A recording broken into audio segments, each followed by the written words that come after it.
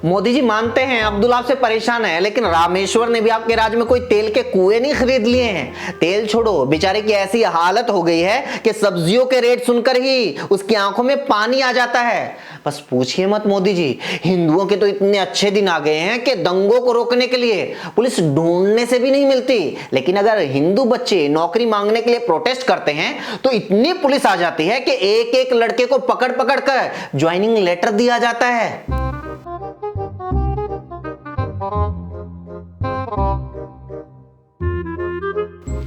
मोदी जी नमस्कार, मेरा नाम महेंद्र सिंह है। आप नाम से समझ ही गए होंगे कि मैं हिंदू हूं, और कपड़ों से तो आपने पक्का पहचान ही लिया होगा। 2019 और 2014 इलेक्शन में मैंने आपको ही वोट दिया था। वो जब आपने नोटबंदी की थी मैंने उसको भी सपोर्ट किया था।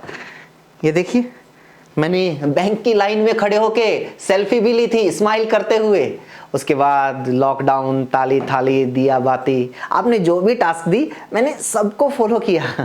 अरे हाँ ये सर, ये देखिए कश्मीर फाइल्स मूवी की टिकट, हाँ और ये केरल स्टोरी की टिकट, मैंने दोनों फिल्में देखी हैं 2-2 बार। उम्मीद है आपको यकीन हो गया होगा कि मैं पक्का हिंदू हूँ। एक्चुअली मैं आपके सामने ना एक फैमिली प्रॉब्लम लेकर आया हूँ। नहीं, ये मेरी पर्सनल फैमिली प्रॉब्लम नहीं है, ये एक्चुअली आजकल देश के करोड़ों फैमिलीज की प्रॉब्लम है।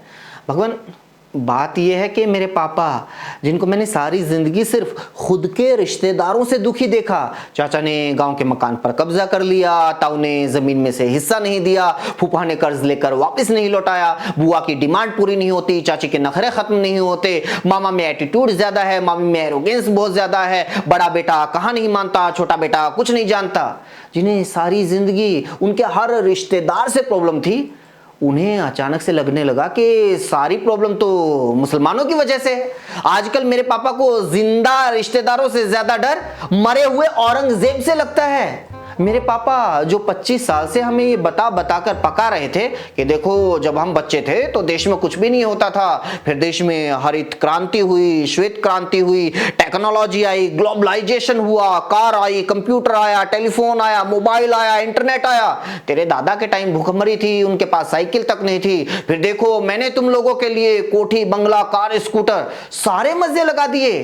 सोचिए, वही मेरे पापा पिछले कुछ साल से हमें ये समझा रहे हैं कि 70 साल से तो देश में कुछ हुआ ही नहीं, पहले तो देश में कुछ था ही नहीं, जो कुछ हुआ है मोदी जी के राज में हुआ है।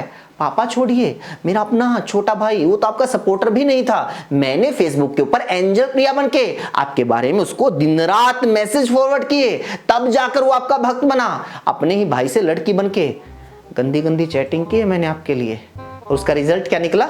2 साल पहले तक मेरे बाबू ने थाना थाया, ये पूछने वाला मेरा भाई आज मुझसे पूछ रहा है कि बता एंजल प्रिया कौन सी मस्जिद पर हमला करना है। अगर ऐसे ही चलता रहा ना तो मुझे डर है कहीं ना कहीं वो एक दिन बम बांध कर फट जाएगा।